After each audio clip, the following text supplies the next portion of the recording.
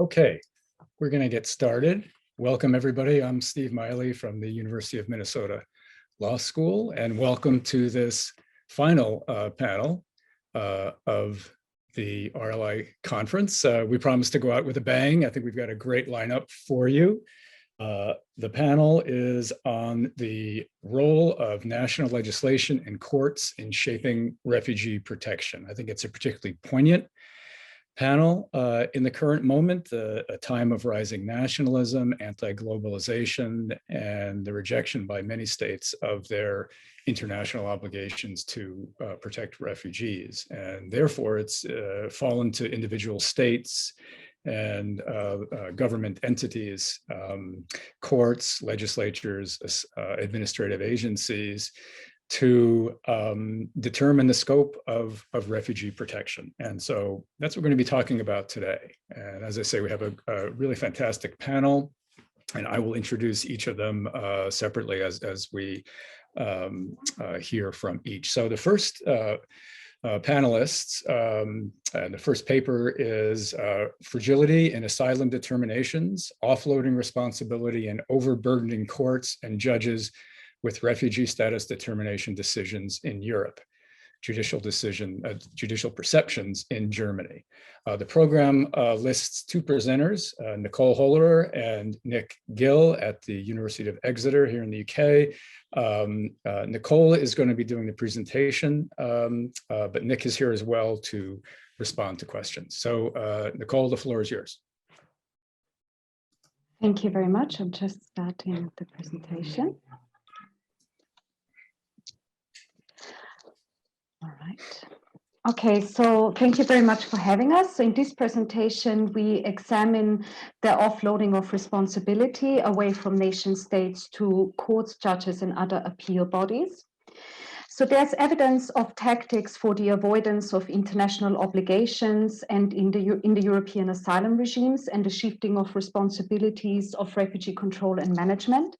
Upwards responsibility can be shifted to international actors such as the EU and European courts, as well as shifting securitization to, for example, Frontex. Downwards responsibility can be shifted to local governments and outwards to private actors and NGOs who take on more and more responsibility for providing services to asylum seekers. However, we at Asylum, we focus on appeal courts as sites of responsibility divestment. The Asylum research project is focused on one specific aspect of the asylum seekers' administrative journey in Europe, which is the appeal at a court against administrative or ministerial decisions of an asylum claim, which is enshrined in the Charter of Fundamental Rights, Article 47. But what concerns us is not the actual success rate of court appeals in asylum hearings, but what is happening at courts, and especially how judges vocalize their frustration with their workload. If we look at the numbers in Germany, there has been a clear shift from BAMF, which is the ministry making decisions on asylum claims, here in blue, towards courts with an increase in outstanding cases in yellow. At the end of 2019, more than 250,000 asylum court cases were still outstanding or pending across Germany, and judges told us that it will take many years to come to work through that workload. If we visualize the actual number of new cases at German courts in 2017, for example, more than 300,000 new asylum appeal cases were filed at German courts, and that's a significant number. Because in Germany, asylum cases are heard at administrative courts rather than asylum courts, which next to asylum and immigration law have to adjudicate on other areas of administrative law. And as courts have become more and more filled with asylum cases, cases concerning other areas of law may have been delayed as well, and that raises issues of the right of legal remedy, not only for asylum seekers, but also for citizens and other residents in the country.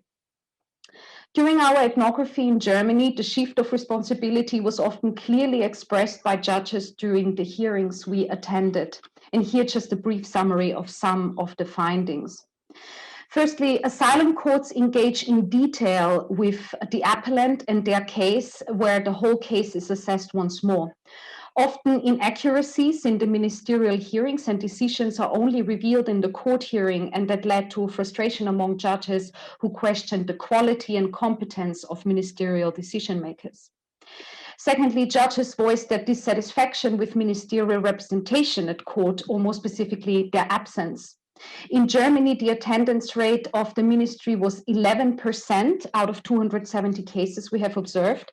And coupled with the higher rate of absence, there was concern among judges that the ministry did not offer settlements in cases in which judges predicted a positive outcome for asylum applicants.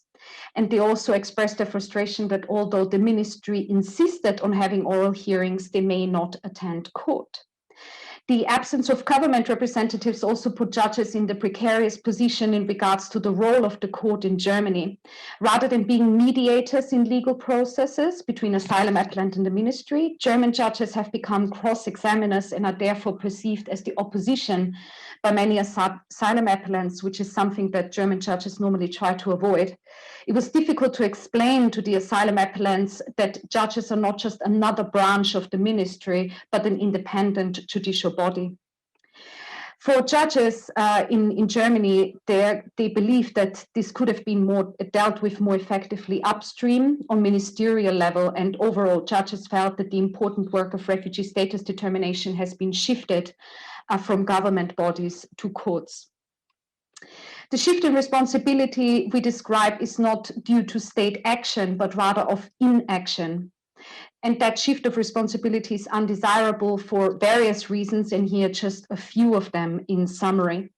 First, people seeking asylum have to wait longer for an accurate decision. Waiting can take years and may be associated with mental ill health, status insecurity, and a lack of access to the labor and housing market. In our German sample, asylum applicants were in Germany for more than 3 years before their day at court.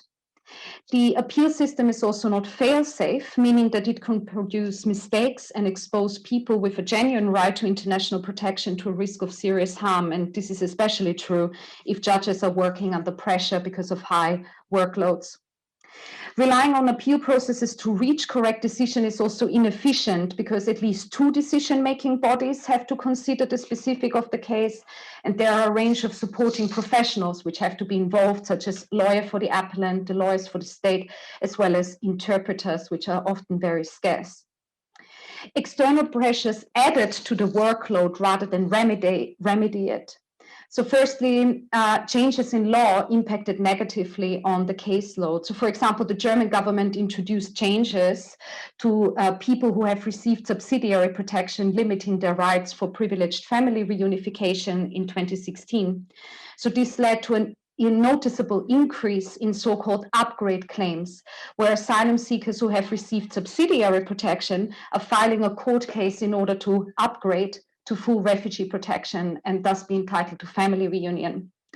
So that led to actually an increase in workloads for the courts. Similarly, push factors or deterrents for asylum seekers to apply for legal appeals also backfired. For example, in Germany, the deadline for appealing against negative decisions was reduced from 30 days to 2 weeks. However, in some cases, we saw cases concerned readmission of cases that have been filed after the deadline. Therefore, some judges told us in Germany there are 2 cases now for 1 case. So 1 case for readmission, and if that's successful, this is followed by another hearing on the actual facts of the case.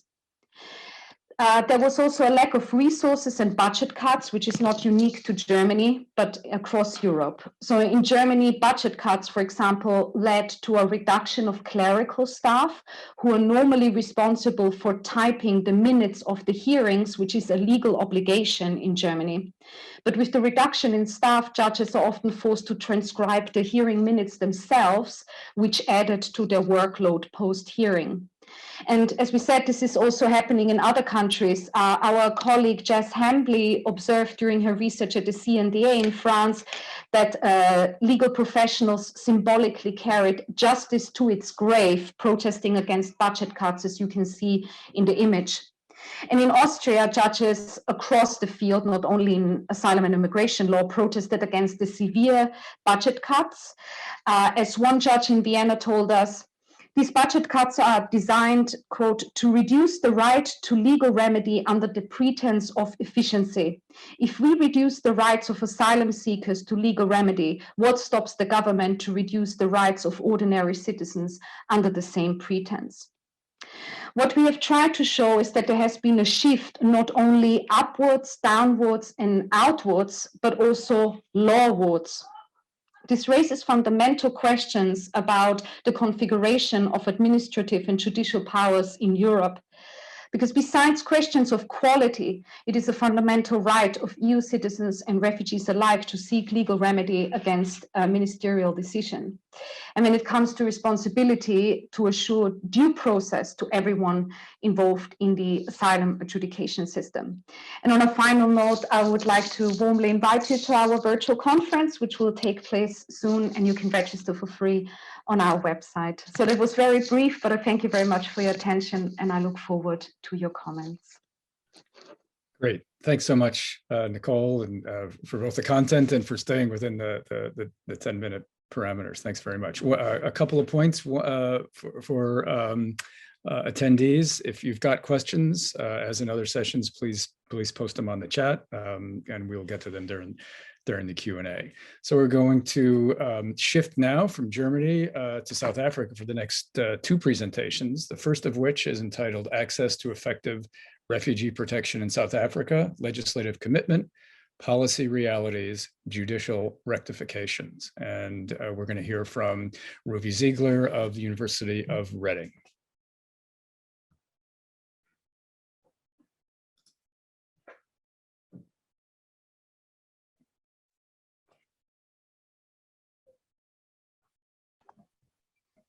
Brilliant. Hope everyone can hear me. So thanks very much, Steve, and everyone for still attending at this hour. So the long title of the paper is actually a paper that was published just a few months ago on Constitutional Court Review, which is an open access source. So I'll put in the full paper link in the chat afterwards for people who want to download it. And the paper is exceedingly long, one might say, and so I can't do it justice in 10 minutes. And so what I will do is I will try and focus on certain aspects of the paper, and that is on part 3 of the paper. So ultimately what part 1 does is look at what I define as the insubstantial part that international refugee law has played up till now in South Africa's asylum adjudication. When I refer to asylum adjudication, I'm looking effectively surveying the last 20 years since the coming into effect of the first Refugees Act of 1998 on the 1st of January 2000 rather, and taking us all the way to the present day where there have been legislative changes, which I come to a bit later. So in the paper. So part 1 looks at the missing role of international refugee law. And part 2 then balances that by showing how South African courts have utilized, in particular, the constitutional notion of dignity in order to bridge what I define as protection gaps, which the executive, the South African executive, has often deliberately created regarding both access to process rights and to substantive rights for asylum seekers. And then what part 3 of the paper does is that it turns to looking at the present and future. And what it appraises is the set of legislative changes that came into effect on the 1st of January 2020 through the Refugees Amendment Act 2017, which have had a significant and adverse effect on both process and substantive rights of asylum seekers and indeed recognized refugees, and assessing those in the light of international refugee law principles and also complemented by international human rights law principles. And the final part of the paper offered 3 potential non-exhaustive constitutional grounds for challenging that act, which I hope civil society and others will utilize, and I'm aware is already in the offing. So what are the main changes in this Refugees Amendment Act? So the main changes for asylum seekers is the adding of 5 new grounds for exclusion from refugee status. So as I'll come to a bit later, the the Act as it stood already incorporated verbatim the exclusion clauses from the 51 Convention and the OAU Convention. And so by definition, any new exclusion clause would exclude from status somebody who otherwise is a refugee within the meaning of the convention. And so it's ipso facto a breach of the Refugee Convention, I would argue, and I would go through those in sequence. It also hinders access to asylum because it denies people the continuation of their asylum claim on technical grounds such as the expiry of their asylum visa. It paves the way for setting up asylum processing centres, although those haven't yet been set up. So introducing what hasn't existed in South Africa thus far, a notion potentially of a form of encampment of refugees and asylum seekers. And it denies access to employment and education. Those were hard-fought rights that the courts, through their interpretive reading of the Constitution, have introduced, forced effectively the executive to award asylum seekers, and now the Act is in the front door, taking away what was granted through the back door. Then for recognized refugees, there are new grounds for cessation of refugee status. Again, the Act as it previously existed already included those cessation grounds that are in the 51 Convention, which, as we all know, are exhaustive. And so again, this would seize the status for people who are still, within the meaning of the convention, refugees. And close to my heart and my areas of work, some of these grounds pertain to restrictions on political activities of both refugees and indeed asylum seekers as well, in both South Africa and in their country of origin, quite astonishing. Then the second big thing that is done in relation to recognized refugees is the doubling of the residence requirement before a refugee can apply for permanent residence, which in turn is a requirement for them to become citizens. And that, of course, is very significant. It goes in the other direction of what Article 34 soft naturalization requirements would entail. So the background from an international refugee law perspective in South Africa is that South Africa has what one of its constitutional judges had defined as a international law friendly constitution. The Constitution says that when interpreting the Bill of Rights, a court or tribunal or forum must consider international law. They don't have a possibility of considering it, they must consider it in all cases. And indeed, when they interpret any legislation, they have to prefer any reasonable interpretation of the legislation that is consistent with international law over other interpretations. But specifically when it comes to the issue of the refugee protections under South African law, then in addition to the Refugees Act itself saying that it's an act that gives effect to its international legal obligations in the legal instruments and mentioning them in name, the 51 Convention, 67 Protocol, and the OAU Convention, it then goes on quite remarkably in the new legislative formula to make legislation that is inconsistent with refugee law, arguably, in my view, illegal within the framework of the South African Constitution. And the reason for this is the following.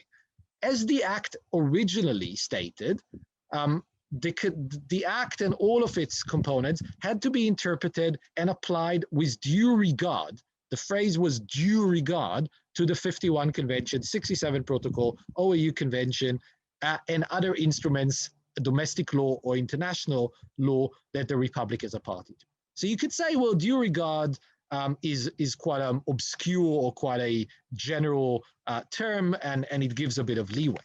But interestingly, as those new restrictive elements of refugee law were brought in by the 2017 Refugees Amendment Act, it also, in the same vein, brought into effect an act that was legislated 12 years earlier at a very different political time, where actually the aim was to enhance refugee protection. So almost inadvertently, what it has also done now is that it has changed this Section 6 to now say that the Refugees Amendment Act, that the Refugee Act rather, has to be interpreted and applied not with due regard, but rather in a manner that is consistent with the 1951 Convention, 67 Protocol, etc.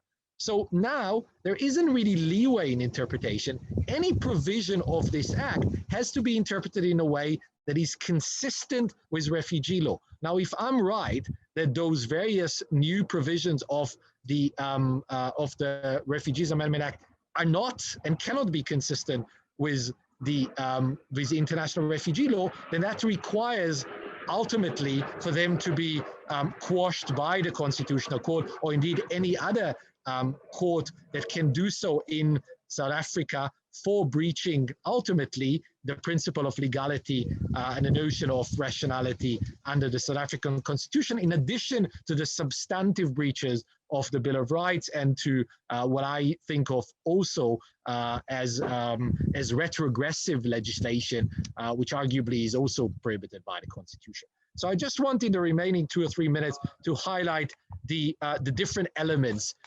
more specifically that are in this new act. So in this new act, crimes that are committed in the Republic of South Africa are a ground for exclusion of status. We all know Article 1FB talks about crimes committed before coming to the country of asylum, and that is already the case also under South African law. It talks about fraudulent use of South African travel documents as a basis for denial of status. It talks about the idea that if somebody comes from a place where the law is upheld by a recognizable judiciary, God knows what that means exactly. It talks about entering South Africa not through a point of entry. So ultimately breaching Article 31 of the convention. And it also talks about if you have entered through a regularized point of entry, but haven't made it to one of very few places where you can apply for asylum within 5 days, then you might be excluded from status. It also, as I mentioned earlier, declares an abandonment of asylum claims 30 days after the expiry of a visa, unless an applicant is able to show very, very specific, compelling reasons, and I can go into those later in questions.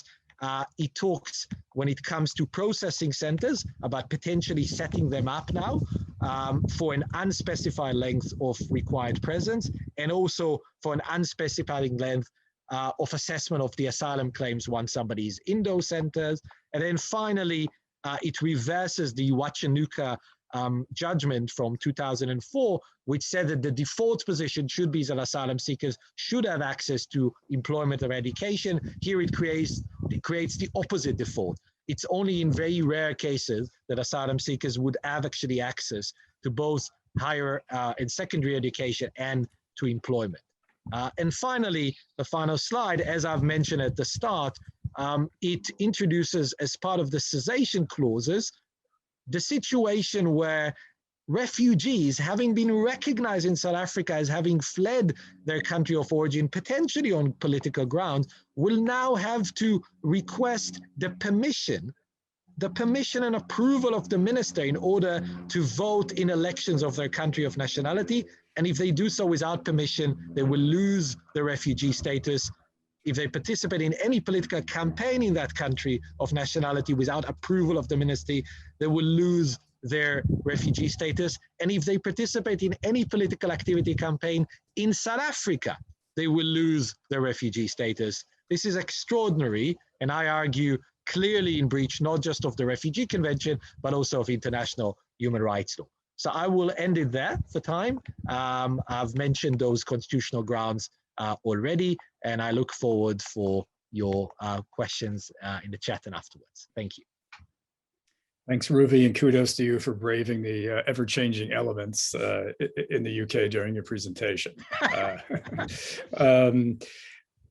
We're gonna keep our focus on South Africa for the next presentation, which is entitled Refugee Reception Offices, which Ruvi mentioned, and the limits of class action litigation on behalf of refugees and asylum seekers in South Africa. And our presenter is Jay Johnson from the University of Toronto. Jay, the floor is yours. Great, thank you. So I'll just jump into it. I don't have slides to share, so hopefully everyone can hear me clearly.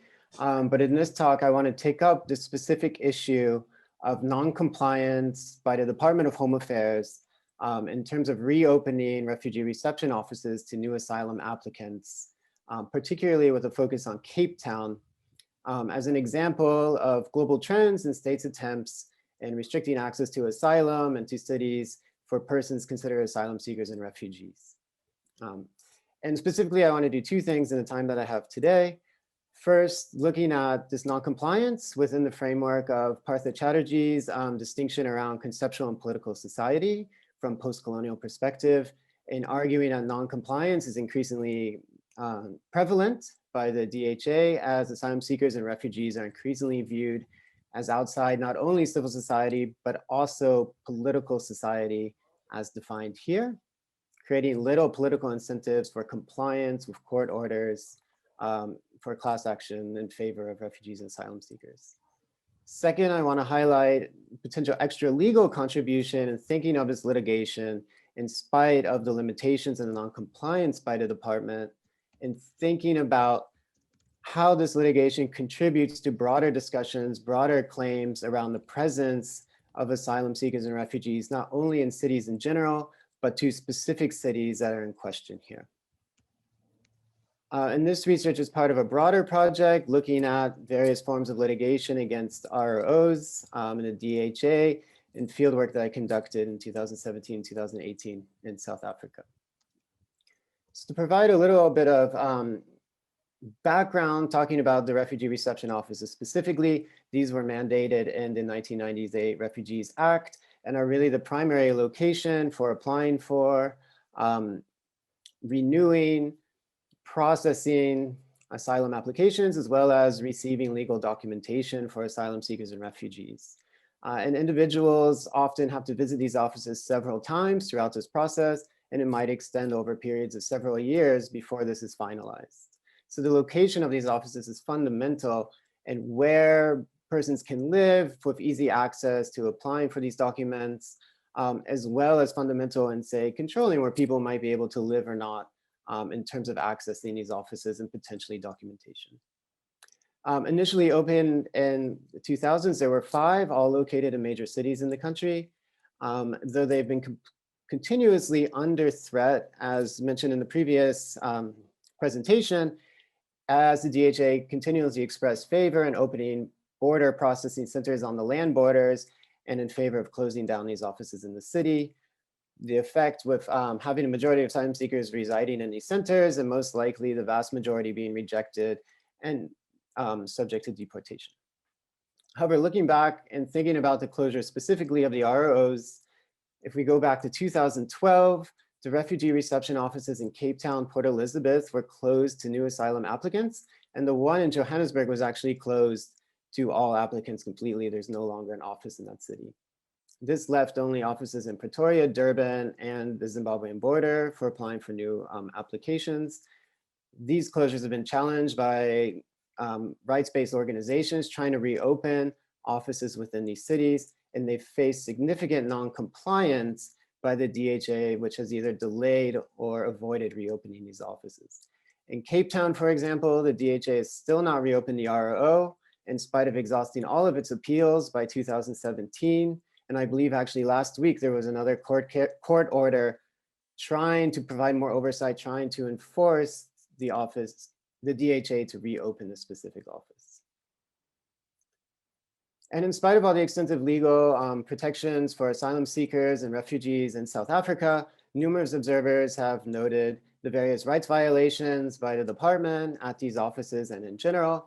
The work of Ronnie Amit and others have also highlighted the various internal and external incentives that the department has for non-compliance, whether in individual protection or in these broader cases.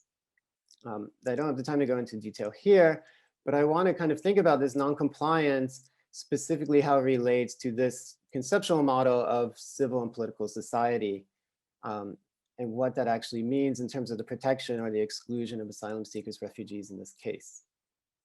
And while some studies have equated refugee and asylum seeker mobilization as an example of participating in political society, I think this overlooks the important point of how the state actually views these populations, particularly as a class of persons with little political incentive to assist or provide protection. And Chatterjee's definition of civil society is more materialist, focusing on the limited number of persons who may have the wealth and status to have their rights protected by the state at an individual level, for example, property holders. compared to political society, which may account for the majority of persons who lack the resources or status to really access individual rights, but may demand kind of collective action, demand a response from the state for particular services. The example he gives is basically squatters taking over a part of urban land. While the squatters in the state may recognize this as a legal action, the state recognizes that they grant an exception here based on political cost-benefit calculation. That's better to let this one, to make this exception in a particular case. I'm not going to be able to go into details of the argument, but I would argue here that what makes non-compliance so difficult or so prevalent with the department is that refugees and asylum seekers from the South African state are viewed as the majority being outside civil society, but also in this case, political society with little political incentive to really uphold these court orders or to comply with them. So as a consequence, the state exempts itself from the rule of law for this group of persons who are not considered beneficial within this particular cost-benefit calculation. Though, as Professor Khan has noted, they do so very much within a language that seeks to justify its actions within the interpretation of the various legal frameworks. The last point, second point that I want to make in concluding this brief discussion is thinking, though, outside of the legal implications of these cases and thinking of potential extra legal benefits of the litigation, despite these challenges of non-compliance and the ongoing restrictions and amendments or difficulties in accessing rights or these offices in general. And a common perspective is often that positive court orders can provide an important resource for the advocacy to put further pressure on the state. And legal practitioners that I talked to involved in these cases all appealed for greater pressure from advocacy groups or civil society groups, which did hold protests at the existing refugee reception office, as well as in Parliament. But at least for the case of Cape Town, the department has appeared particularly resilient in delaying the court orders and reopening the office. Therefore, I would argue that we need to look even further afield in thinking about how this litigation contributes to some of the broader external political and social context in this case. And what particularly stands out in the legal papers and justifying and challenging the state's authority here and closing down these offices is not just a discussion around whether to have these offices within cities as compared to rural areas or border areas or detention centers, but the rationality in challenging the state's authority of specific cities where these offices could be located or where this DHA could actually close down an office. So the fact that there is still an ROO in Cape Town, though very in a modified, truncated fashion, only processing renewals, was still accepting, still receiving hundreds of persons before being closed down in the current COVID-19 restrictions. But the location of these offices and the ongoing legal battles provide some sense of legitimacy to the ongoing presence and claims of these persons within these specific cities with the potential access for the economic opportunities or social networks in these cities, which would be lost if the DHA completely moved its operations outside of these major urban areas.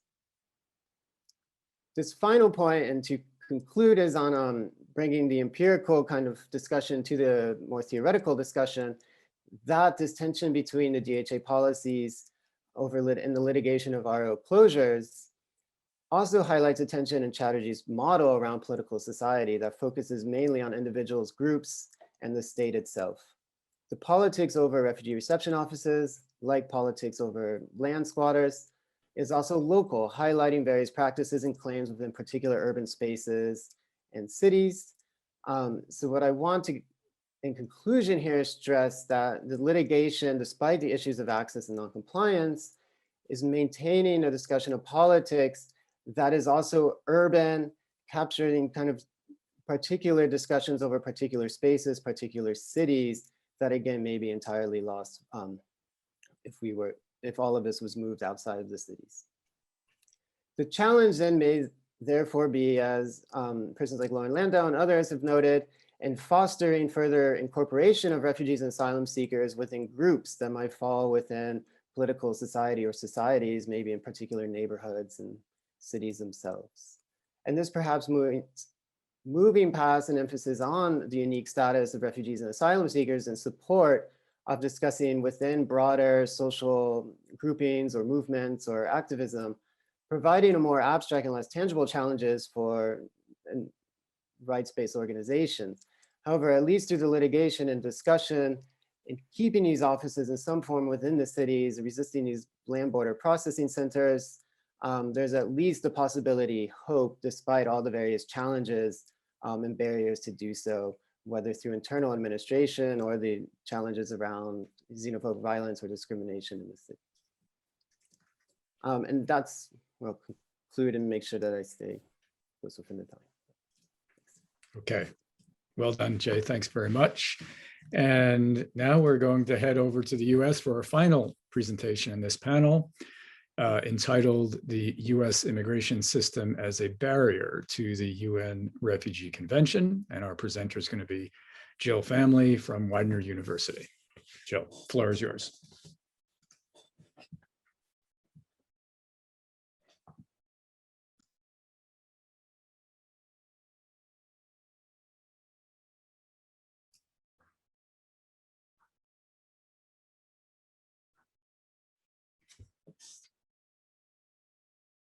Jill, I'm not sure your mic is on. Sorry, I thought I was on. There you go. No problem. Let me go back. There we go. So I just was saying good morning from Pennsylvania, and I am very happy to be a part of this program, and I want to thank you for attending and also for RLI for putting this fabulous conference together. So the U.S. immigration system often gets in the way of individuals who wish to assert their rights under the Refugee Convention. So despite that the U.S. Congress has integrated the convention into substantive domestic law, there are three phenomena that stifle rights under the convention in the United States. The first is a strong allegiance to an outdated notion of sovereignty. The second is the tremendous amount of political control over immigration in the United States. And the third is a dysfunctional immigration adjudication system. So I'll start with the strong allegiance to outdated notions of sovereignty.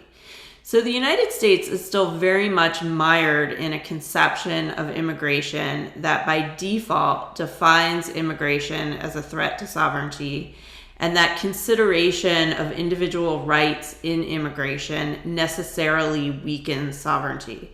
The idea is that control of individuals leads to control of borders, which leads to control over the sovereign destiny of the United States. And this is the notion of sovereignty that led the US Supreme Court in the 19th century to develop what we call the plenary power doctrine. And through this doctrine, the US Supreme Court gave the president and Congress power over immigration law that would never be allowed under our Constitution in other scenarios. And under this notion of plenary power, the nation takes precedence over everything.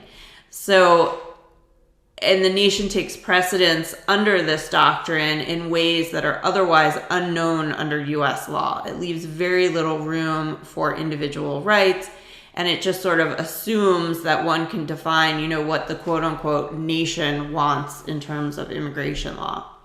So the idea is that immigration is by nature a threat to sovereignty, and that is still a prominent and influential theme in the United States. It is easy to find references among politicians as as invaders, and that immigration by default is a problem that needs to be managed only in the terms of the nation, whatever that means. Simultaneously, the interests of the nation are assumed to not be compatible with immigration. And this default theme of immigration as a threat plays out in the context of those seeking asylum. So again, despite that Congress has integrated the convention into the domestic law of the United States, which is very important in the United States in terms of, when international law will be recognized. So even though it's been integrated into our domestic law, the law is often applied in a hesitant way that narrows its applicability because of this default position that immigration is a threat and that the viability of the United States as a country is undermined by immigration. Vice President Kamala Harris's recent plea to refugees not to come to the United States is an example of this. So the second point I want to make is to talk about the political control over immigration in the United States. And this very much is a result of the plenary power doctrine. Because we have this enduring loyalty to plenary power sovereignty, that leads to immense political control over immigration in the United States, including asylum. So the Supreme Court's plenary power doctrine gives powerful authority to Congress and to the president that is at best subject to weak constitutional review.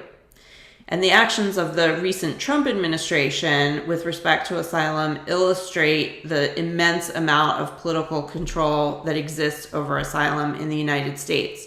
So the Immigration and Nationality Act, the statute, did not change during the Trump administration. But the Trump administration was able to leverage its executive branch power over immigration law to change the face of asylum in the United States.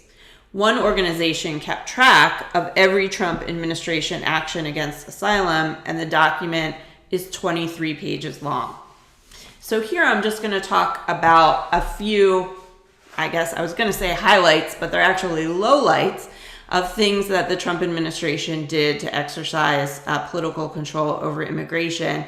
And that's these bullets that I have up on this PowerPoint screen. So one category is diversions, or you could call them circumventions, in that the Trump administration entered into new third country agreements. The Trump administration also set the refugee cap, and the cap is the maximum amount of refugees who will be resettled in the United States from abroad. And the Trump administration set the refugee cap at record low levels. The last cap he set was 15,000 per year. And 70 to 80,000 is much more normal for the United States per year. So by setting the refugee cap so low, the Trump administration was essentially, circumventing or diverting people from being able to seek refuge in the United States.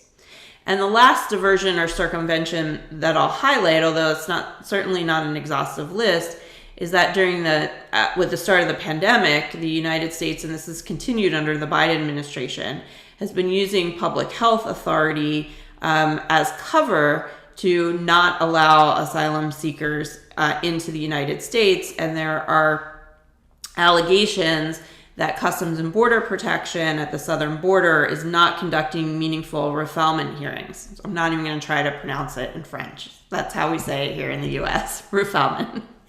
And so we have a situation where the Trump administration again enacted various diversions. I also want to talk about processing barriers that were implemented during the Trump administration.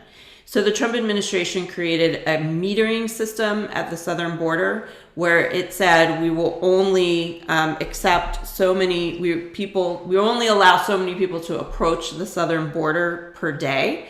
So only a certain number of people were even allowed access to the border in order to ask for asylum. And then there's also the Remain in Mexico program, which is a separate program that was just recently ended by the Biden administration. But that program forced certain non-citizens to wait in Mexico until it was their turn to have a hearing before immigration authorities. And these individuals were forced to wait in terrible and dangerous conditions. And Trump argued he was authorized to do this despite our international refugee obligations.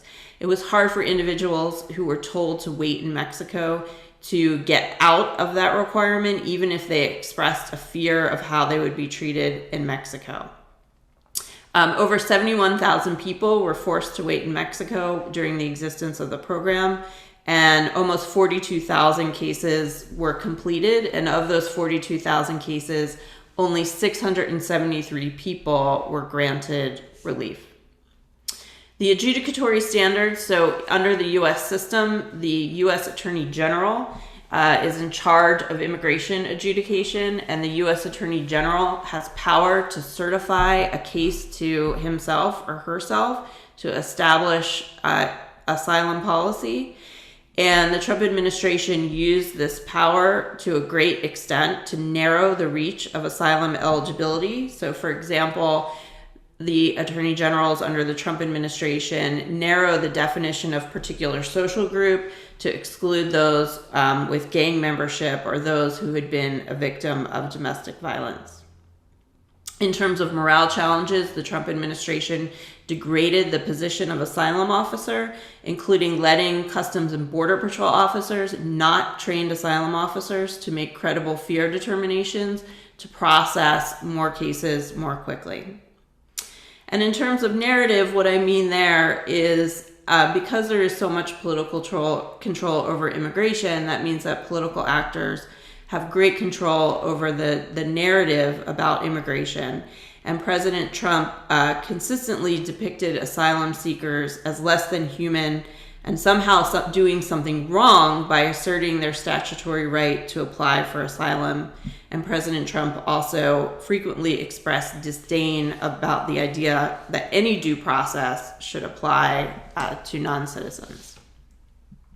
Okay, and the last thing I want to talk about is this dysfunctional immigration adjudication system.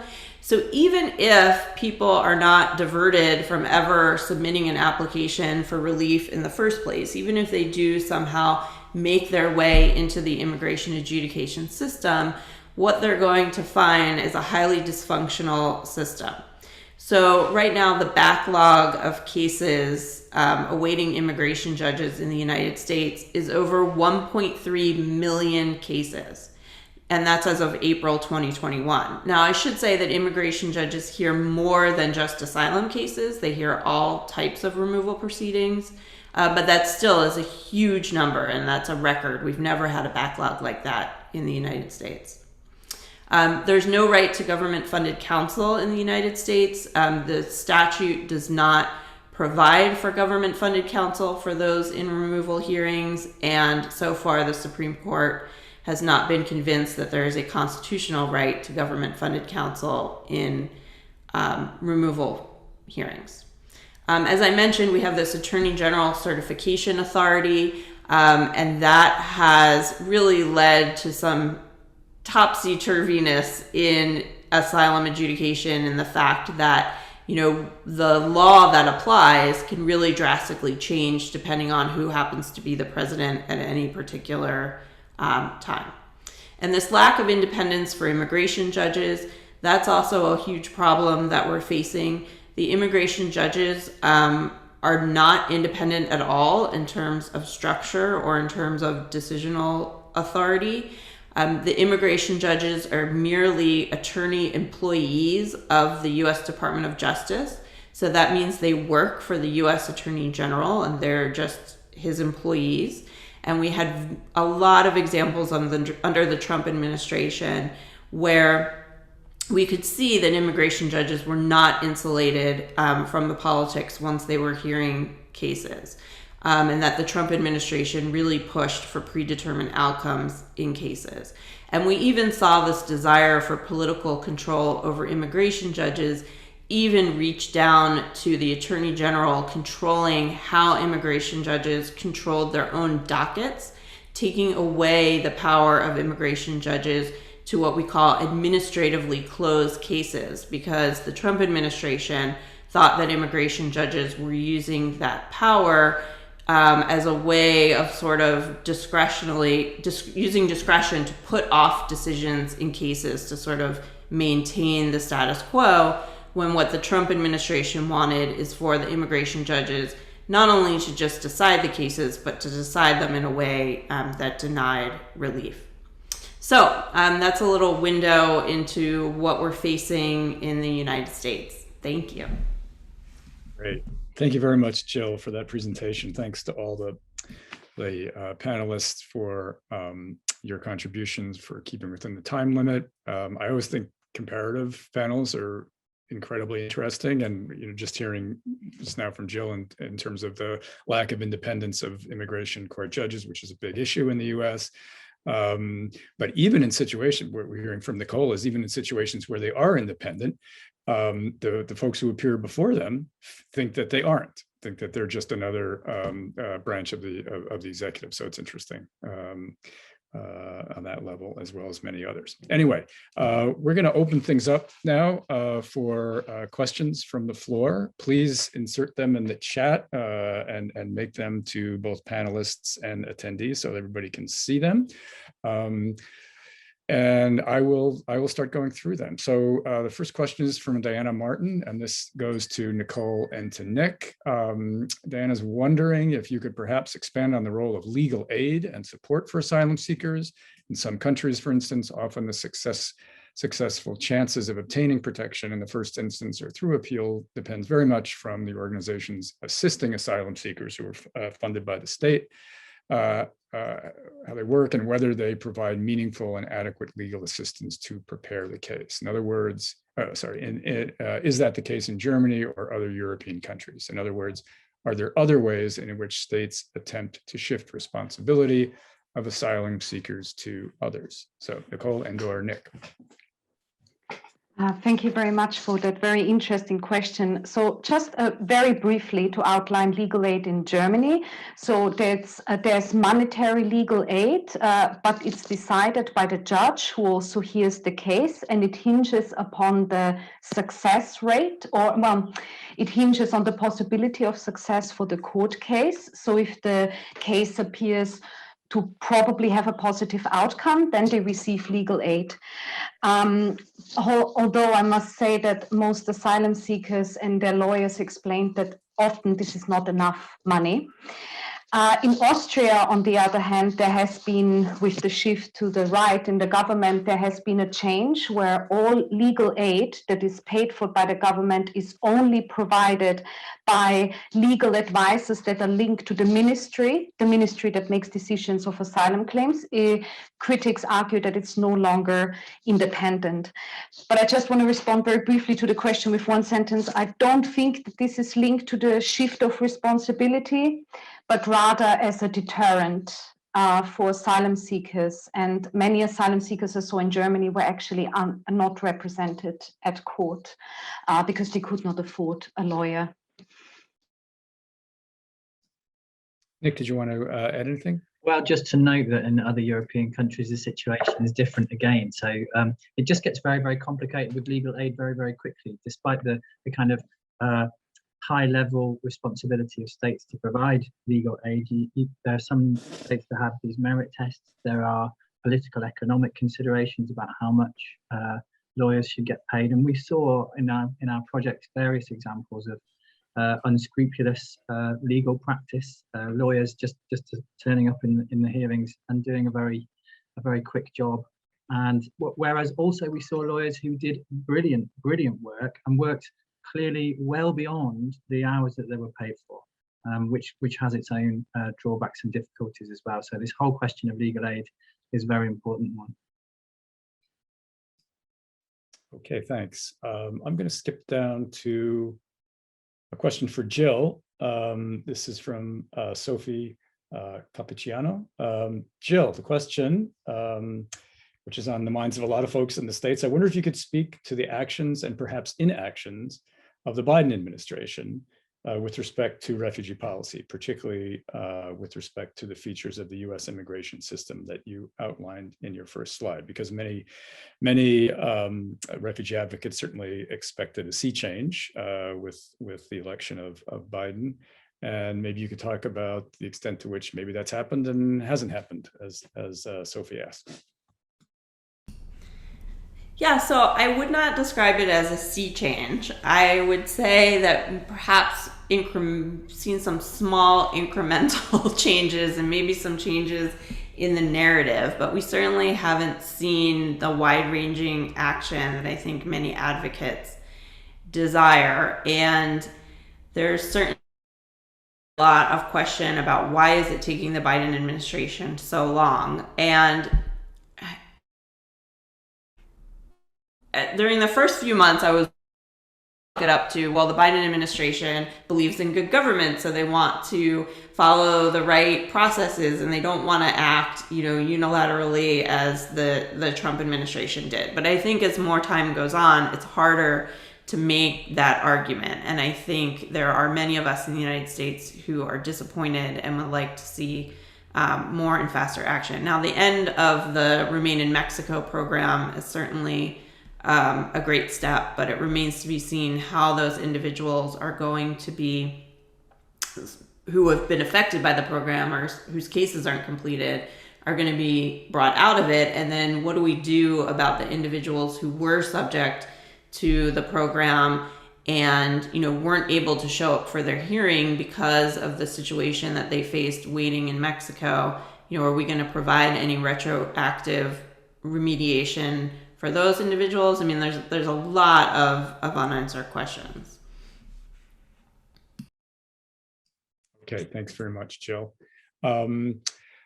Now we've got two questions from Madalena Moraru for Nicole and Nick, and I think I'm going to expand them to these questions to all the participants if you all want to speak to them with respect to the countries that you're focusing on. So the first question is, could the overburdening of courts be part of a wider rule of law issue in asylum going beyond violation of Article 47? It seems that the nature and extent of the problem is one that goes beyond individual violation of the right to effective remedy for asylum seekers to a systemic problem affecting also the independence and impartiality of the asylum judiciary.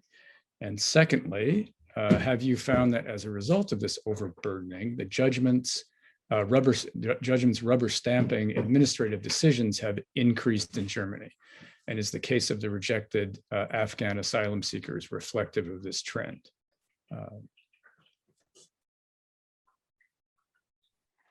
I will again keep my responses brief to allow the other speakers to comment as well. So in comparison to what Gill has described in the US, there is a very strong insistence in the German judiciary to emphasize their independence and impartiality.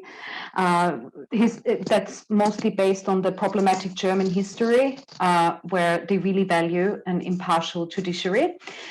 Legal historians are probably better words to describe this. But I'm certainly agreeing that it might be a wider issue across Europe as well.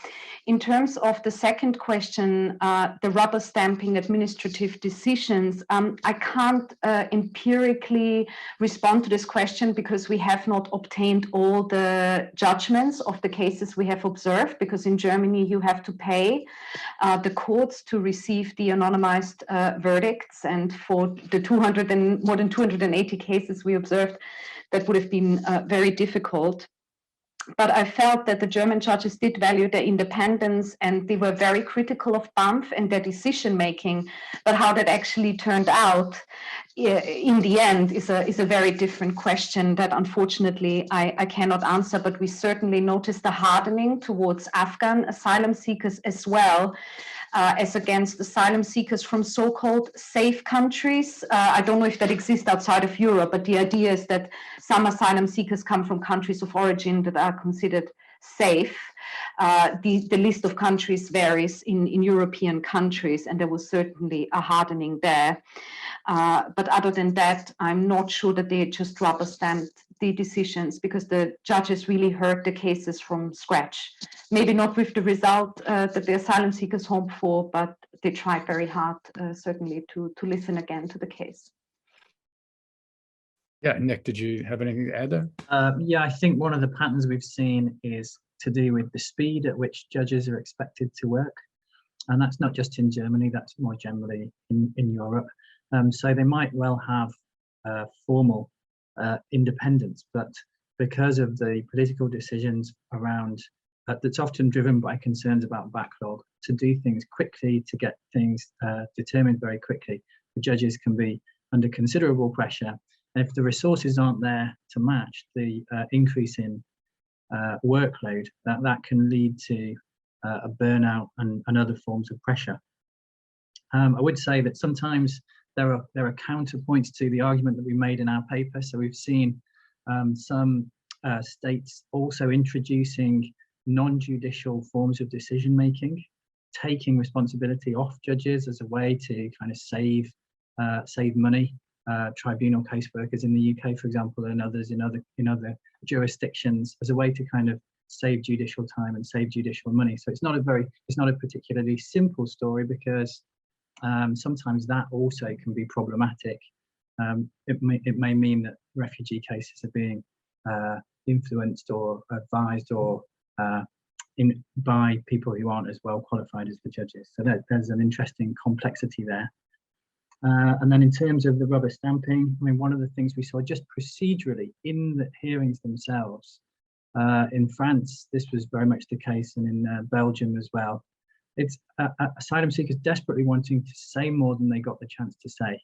And it's very striking when a judge actually cuts them down and says, okay, that's it, we've finished. At the end of hearings, it was very common for asylum seekers to want to say, look, my family's in danger, please help me. And the judge just says, merci, and moves on to the next case.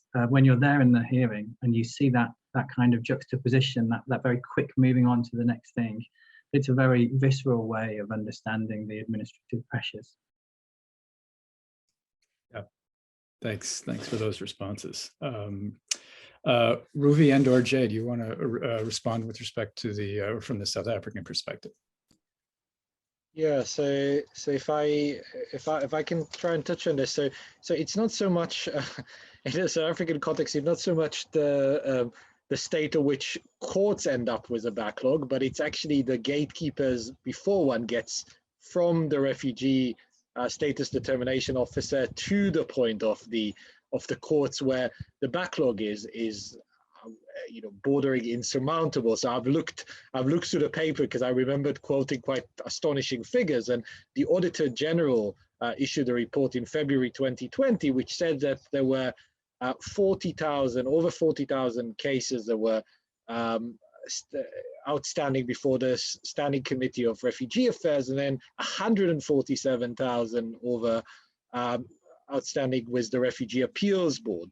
Those are before one gets to the courts, and the Auditor General said that on the basis of the current rate, and given there's one panel of the Refugee Appeals Board, it will take 68 years to clear that backlog. Now, this is obviously bad on multiple levels. I mean, and if you look at the data that he quotes in relation to SCRA decisions, in the year where they have made decisions, they have upheld about 2/3 of decisions, but also set aside about 1/6 and referred up another 1/6. So clearly some decisions will be set aside, but it will take a very long time for that to happen.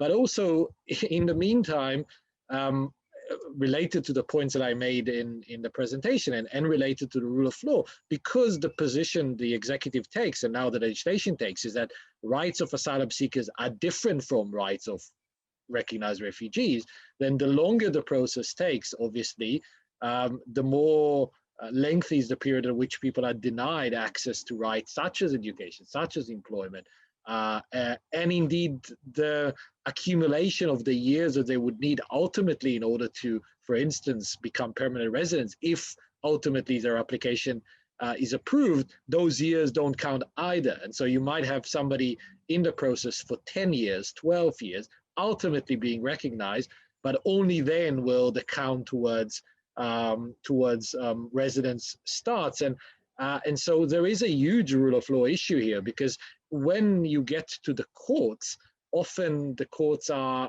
quite effective, and they don't, as my impression at least, and Jay may correct me, my impression is that the court level there isn't a backlog, but it's the administrative levels that create the backlog and don't resolve the backlog ultimately. Yeah, Jay, would you like to add something there? Yeah, just to follow up, and I mean, that's what I think essentially pushes, in the South African case, right, the backlog in the administration and the DHA then pushes those cases into litigation, into the courts, and as organizations try to desperately resolve these or whatnot. And I think you see it at the office, like the Cape Town Refugee Reception Office. The DHA said it would be closed by 2013 once all the renewals from 2012 would be finalized. And when I would go in 2018, there was lines completely around the blocks of these huge buildings of just people renewing from 2012. So no new applicants, because that's been closed for the last almost decade now, but just essentially renewals or renewals. And just at the one last point on the kind of the class action side, I mean, I was at the Supreme Court of Appeal litigation and trying to get the Cape Town office reopened to everybody. And I mean, the judges were visibly angry at this point at the DHA for essentially ignoring. They're like, you guys are back here again, and you keep ignoring the court orders that we make. What do we do? We're going to tell you to open it again. And this was 4 years ago at this point, and they were back in court last week. So I think in the South African case, yeah, the judiciary is, I think, has played an important role in upholding a lot of this in face of just the blatant misadministration of the DHA at this point. Yeah, and I know that a lot of the lawyers have resorted to contempt proceedings against DHA officials for their recalcitrance and in complying with those orders. So yeah, Jill, I'm going to give you the option to respond to that question from the U.S. perspective, or to the additional question that Madalena directed to you in particular, which is, have the barriers to accessing asylum that you mentioned been challenged before the courts in the U.S.? And to what extent have they been reversed? How many appeals are available in the U.S. system? And are they all before the same system of courts that are independent, or is there a possibility to reach another branch of courts? So if you want to respond to each of those questions, it's up to you. Yeah, I think they're related actually, because so the immigration judges that I described, they're what you would probably, or others in other countries might refer to as ministerial judges, although they, within the executive branch have very little independence. So then under the United States, with our, 3 branches of government, we have the executive, we have the legislative, and then we have the judicial branch. So the question really is, what role does the judicial branch play in all of this? Because our judicial branch, like in Germany, is fiercely defensive of its independence and was set up to be a co-equal branch of the other 2 branches. And of course, our judicial branch has the power to interpret the Constitution and to say what the Constitution says, and the other 2 branches are supposed to abide by what interprets the Constitution. So the way that it's set up is it is possible to obtain judicial review, so to obtain Article 3 court review of the determinations in immigration of the executive branch. But the problem is that that judicial review, one, because in immigration,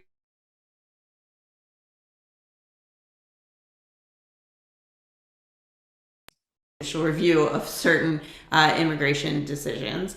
And also because even when we do have judicial review under administrative law principles in the United States, judicial review of executive branch or ministerial decisions is often very deferential.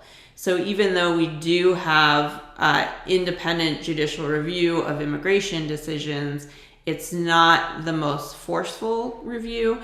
And also in administrative law in the United States, there's very little judicial review generally over the policy decisions of the executive branch. So mostly where we see the federal courts acting and getting involved is in procedural issues. So they can sort of stand up and declare that the executive branch agencies have made procedural mistakes, but we don't see a lot of the courts acting, sort of jumping in and getting involved and saying, well, we think this policy is misguided.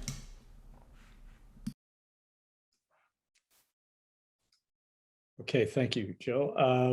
Let's see, another question from Ursula Arends to Jay. Could you please comment on the dilemma of refugees with approved refugee status who have substantially been rendered quote, undocumented due to the closure of the RROs within their reach and the COVID lockdown regulations, making it impossible for them to renew their expired refugee status.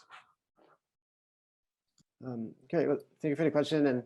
And again, I've left South Africa in 2018, so I've also been trying to stay updated from where I am now in terms of these and the progress with COVID-19. So perhaps Ruvi might have some more updated information as well.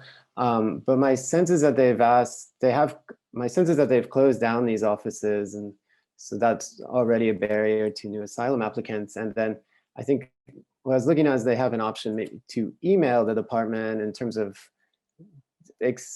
to kind of renew the refugee permits. And I think there's quite a lot of issues with that, or with refugees having, say, undocumented or having expired permits, and what that leading to problems and for them to maybe accessing services from other public institutions or other parts of, or yeah, being vulnerable to, say, being considered undocumented.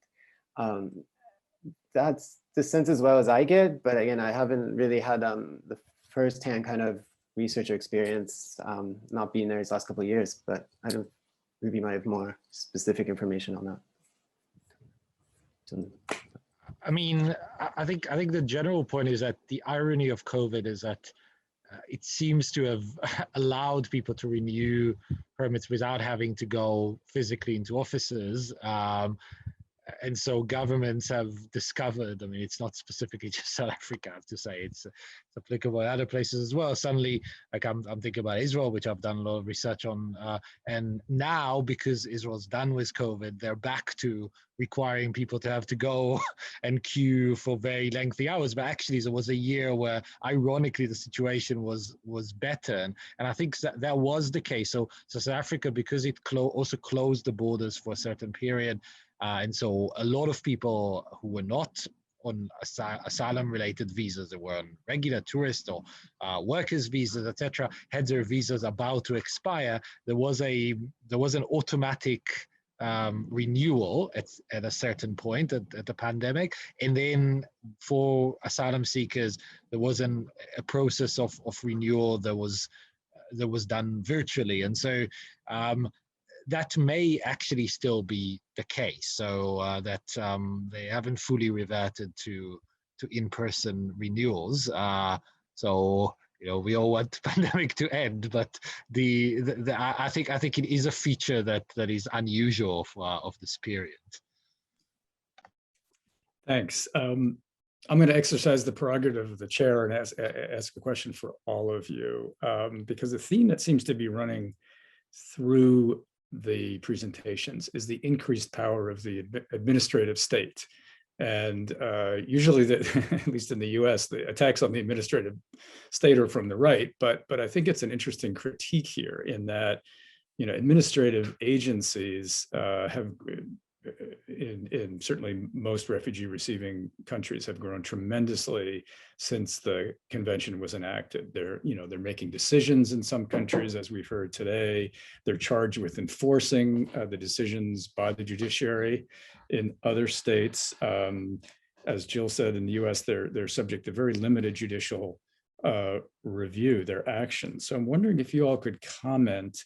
First of all, do you have any reflections on that generally, but also what, if anything, refugee advocates can do to counter this increase in power by administrative agencies in the area of refugee protection? Should we be concerned about it? And if so, what ought advocates to be doing? What should they do about it? What strategies should they pursue? Why don't we go in the order of that you all presented, and Nick, why don't you come in after Nicole if you'd like? Sure, thank you.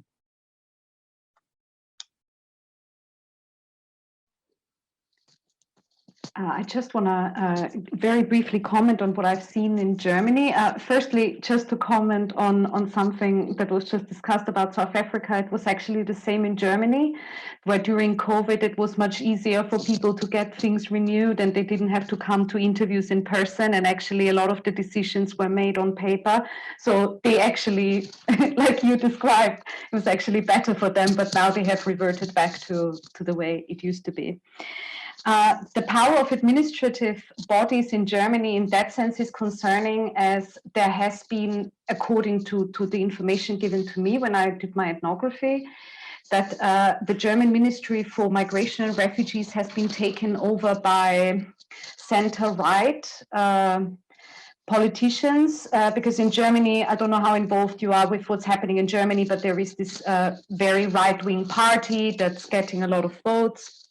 The AfD and the conservative parties try to extract votes from that right-wing party by implementing a lot of anti-immigrant rules.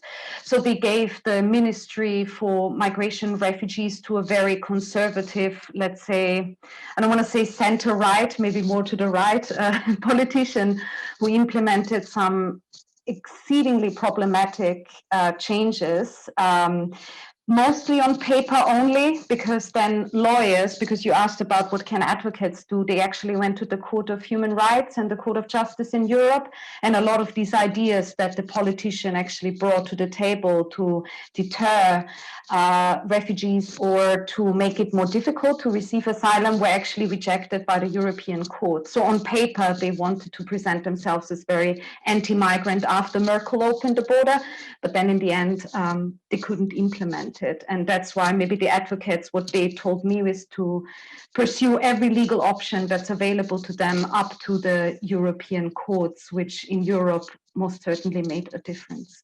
And I stop here. Thanks, Nicole. I noticed you've just got 3 minutes and 4 people. So if you can keep your, if you can do a 30 I'll try second. and do it real quick. Yeah. So Sure, thanks, Nick. I mean, the headline from our paper is that in 2011, 12, and 13 in Europe, the success rate on appeal was 15 or 16%. In 2017, 18, 19, and 20, roughly speaking, it's 30%, so it's almost a doubling. So when you talk about state power and state liberties, it's a liberty to get things wrong. It's a liberty to make mistakes, which then get corrected by somebody else. And I think it's a really important form of power that we need to be talking about. When we were in the courts, we saw evidence that judges had to sort out administrative errors that had gone on upstream in the initial decision-making process, typing errors that had gone on, loads of those, translation mistakes, and also basic reasoning errors. So the state, when we're talking about state power, it's the power to be incompetent and for no one to challenge that. I think that's a conversation that we all need to have. Thanks. Ruvi? Yeah, so ultimately, the bit of the paper I didn't talk about is precisely this cat and mouse game, effectively between the judiciary, but with cases brought about by civil society and others, against an executive that was taking legislation that at least at the time was progressive and circumventing it in all possible ways when it comes to access to asylum itself, but also to substantive rights that asylum seekers have. And yes, I mean, I think ultimately the way to deal with it, I mean, aside from politics, so trying to challenge the executive through legislative scrutiny is to try and show the discrepancy between principles in legislation and executive policy. As I say, easier said than done, but actually the South African case shows that has been done with quite a bit of success in the previous 2 decades. What happens in the future remains to be seen. Okay, thanks. Jay, anything to add? Just to build on that, yeah, I mean, I think the example of the non-compliance and with these closures of the RROs actually shows a lot of the kind of mess and relative weakness as well of the DHA that hasn't just been able to pick up and put everything onto the border, and showing that there are some different angles and whatnot. What might be trickier, that was just that it's so politically popular to be anti-migrant in a lot of ways, and that there's not many incentives for politicians or administration to be pro-migrant in the broader sense in South Africa and elsewhere in the presents that kind of political challenge. So it's much harder. Thanks. Jill, last 3 seconds. Yeah, so I'll just say that, you know, there are some efforts afloat in the United States to make our immigration judges more independent. But the problem is, I think as long as we still are stuck with this notion of sovereignty that sees immigration as a threat, it's going to be really hard to win political support for, you know, providing adequate process for immigrants. So to the extent we can work on shifting that narrative, I think that's a prerequisite to reform. Great. Thanks so much to the panelists for a great session, and to all of you for enduring all the way to the end here, and I invite you to go to the closing session, which follows immediately, and have a great weekend. Thanks, everybody.